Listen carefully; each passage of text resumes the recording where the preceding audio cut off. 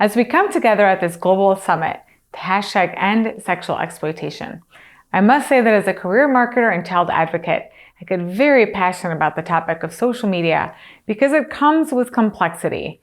And for this reason, a good understanding is needed when it comes to children using these platforms. Before we dive in, it's important to set the stage for this global conversation in the context of what we have all been navigating, the COVID-19 pandemic. According to an article published by the UN, Henrietta Fore, the executive director of UNICEF, stated that predators have capitalized on the pandemic because of children spending more time on virtual platforms, making them vulnerable to online sexual exploitation. Country-specific concerns have also been issued. In the UK, its National Crime Agency predicted a rise in online child sexual abuse during the pandemic. The Australian Federal Police and the Australian Centre to Counter Child Exploitation have observed the emergence of child abuse forums established as a result of COVID-19 stay-at-home measures. Moreover, they learned about child sexual abuse sites crashing during the pandemic due to the increased volume of traffic. In the United States, the National Center of Missing and Exploited Children issued a report that 2020 was a record-breaking year, with more than 21.7 million reports of suspected child sexual exploitation made to their cyber tip line. This marks the highest number of reports ever received in 1 year. Higher number of reports can be indicative of a variety of things, including larger numbers of users on a platform. Now that the baseline of social media users has increased because of the COVID-19 pandemic, now is the time to be better informed about social media so together we can drive change. Let's begin by getting on the same page about social media fundamentals. Social media in its initial form came about in the late 90s with platforms' objectives to create networks and upload profiles. Platforms like Friendster and 6 Degrees get initial traction while AOL became known for its chat features. Since then, and over the last 2 decades, social media platforms have been bursting into the scene to compete by securing accounts through profile setups and having their own form of entertainment to keep users engaged. You may have seen this play out on The Social Dilemma, the American docudrama film that demonstrates how social media's design is meant to nurture an addiction, manipulate people and governments, and spread conspiracy theories and disinformation. Today, and from a business perspective, social media has given brands new avenues to reach consumers and drive online commerce like never before. Brands can drive their reach exponentially through strategic advertising spend via channels like Facebook and Instagram to get more eyeballs on their content and motivate consumers to take an action. Like it, share it, learn more, and buy now are some you may be familiar with. When it comes to personal use, social media and other online platforms have in one way or another brought connection, allowing us to share good moments or bad ones, our outrage, and our activism. Social media has expanded our networks, making us feel closer to others we know and facilitating relationships with perfect strangers. Despite social media creating a space for us to be social via media, most of us don't feel good about it. In October 2020, Pew Research Center found through a survey of U.S. adults that about 2/3 of Americans, or 64%, say social media has a mostly negative effect on the way things are going on in our country today. According to this Pew study, one of the reasons cited for the sentiment and opinion is attributed to online harassment. This has become pretty commonplace if you want to engage in the social media world and reap their benefits. Think of it as features you don't like on Zoom or Gmail. You can get past those issues. However, with social media, it goes beyond being annoyed. Online harassment is real, leading adults to feel anxious, preoccupied, and sometimes leaving their favorite platform altogether. While social media has been off-putting to most adults in the US, the opposite is true for children. According to a 2021 study conducted by nonprofit Thorn, social media use among kids has been on the rise.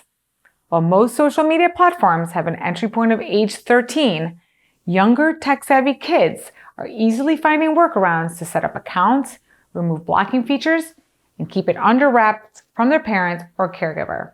Or conversely, it's parents that are giving their kids the okay, thinking social media apps like TikTok are for pure entertainment and don't see the harm.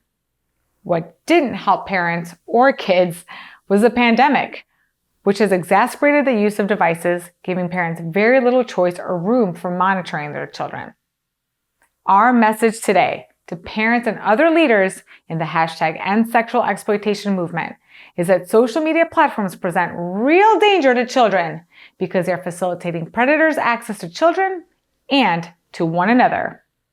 To bring this to life for you, our review and analysis focuses on the top-ranking social media platforms among children ages 9 to 17, who claim to use them at least once a day as provided by Thorn. They are YouTube, Instagram, Snapchat, TikTok, and Facebook.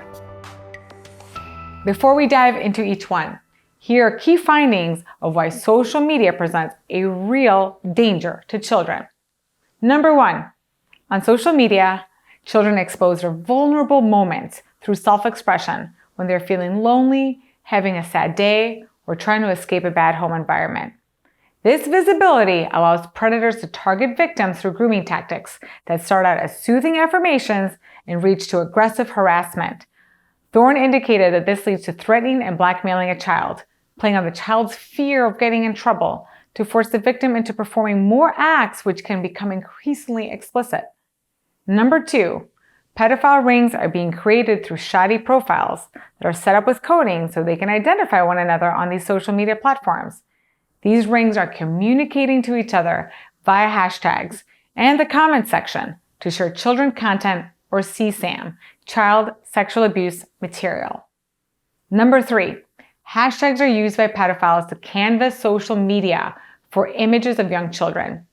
The nonprofit Child Rescue Coalition lists these as the most commonly used.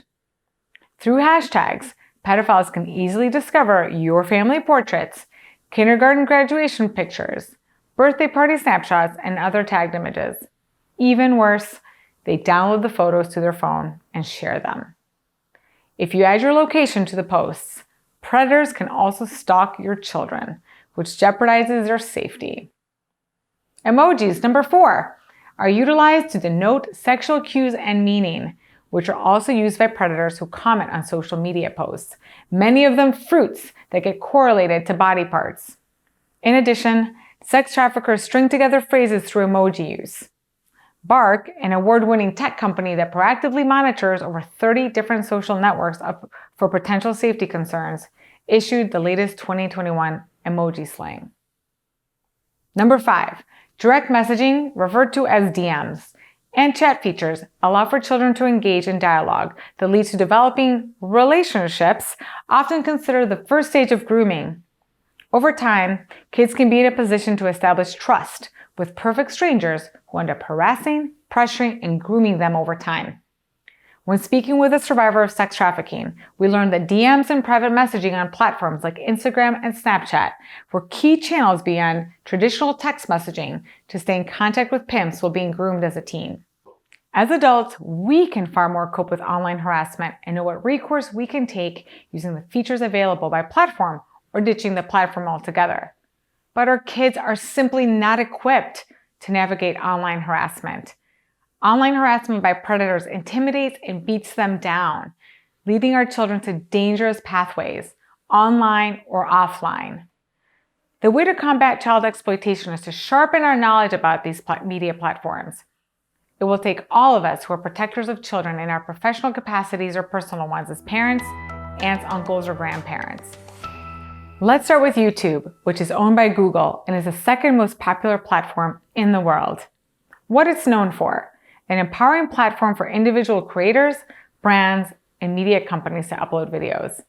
Its features include live streaming, comment section, algorithms recommended videos based on what you've been watching, recommended ads, and well-known and loved YouTubers. How predators use YouTube. According to a 2019 Wired article, pedophiles have historically been using the comment section to identify clips depicting nude or sparsely clothed children. Moving on to Instagram, another wildly popular platform among kids, which is owned by Facebook. What it's known for: a visual platform for photo and video sharing while interacting with friends, influencers, and brands. Its features include any image or video added on your story will disappear in 24 hours, communicating with others through the comment section using the messaging feature or DM chats, explore topics through hashtags to also find specific images and videos. How predators use Instagram is predators can look up seemingly harmless hashtags like hashtag bath time or steal those photos for trading. There have been multiple reports of children communicating with strangers on Instagram that end up with strangers blackmailing them for sexually explicit images. Now on to Snapchat, or Snap, another social media channel that kids enjoy and consume. What it's known for. Snap is unique in that it's a multimedia messaging app in which a user can share private or public snaps of images or videos that make the content available for a short period of time before it becomes inaccessible. Because anything can be snapped and later vanished, it makes it addictive and gratifying to know the image or video is gone.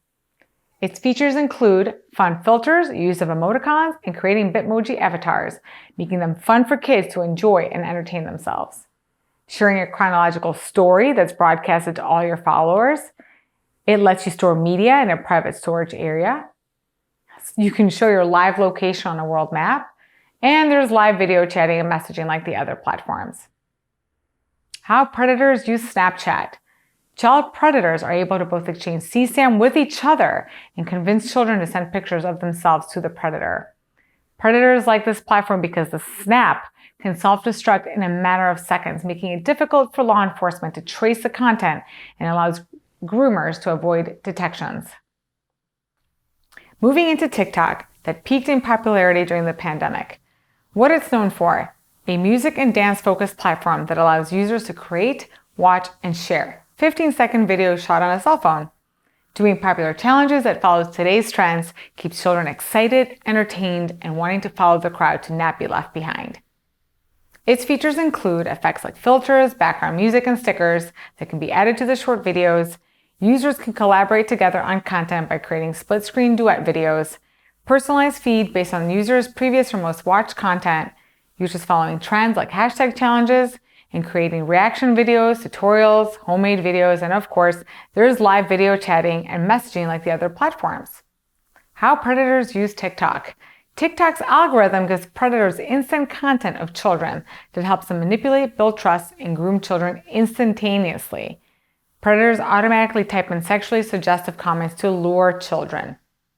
TikTok videos can be screen recorded on phones to then be distributed in child sex abuse sites and blackmail victims. Lastly, we touch on Facebook, the largest social media platform in the world. What it's known for. It's a social networking site where users can post comments, share images and videos, and post links to news and other interesting content with friends and family. I'm sure many of you are very familiar with their features, like creating a profile, sharing and commenting on content, publicly or among close friends, the ability to start a group page, fan page, business page, and more for social media marketing. And there's live video, or what they call Facebook Lives, and messaging like the other platforms. How predators use Facebook. Predators can disguise themselves as children or friendly strangers and study the profiles of potential victims to then initiate conversation through direct messaging or commenting. DMing can be used to exchange links, images, and videos between other predators. DMing can also be used to groom victims. There are hidden or indirect ads that can be posted and that are linked to sex trafficking. Now that I've given you a good review, I'd like to close with possible solutions to what can feel like a big undertaking. First, on an individual level, you can help by using the reporting tools and features that are specific to each platform. You can make a difference and further protect a child from exploitation. Second, from an organizational perspective, you can help by expanding the conversation that normalizes the discussions about child exploitation that is occurring through social media channels. Third, from a local government perspective, push for policies that ensure social media platforms have liability over the child exploitation material that predators create and exchange online. Fourth, for all of us at the summit, collaboration with nonprofit organizations, tech companies, and survivor advocates to create strategies that will ensure the safety of children online. Fifth, and in closing, demand more accountability from these social media platforms to protect children from predators. I hope you're more informed about social media and how it presents a real danger to our children. Thank you.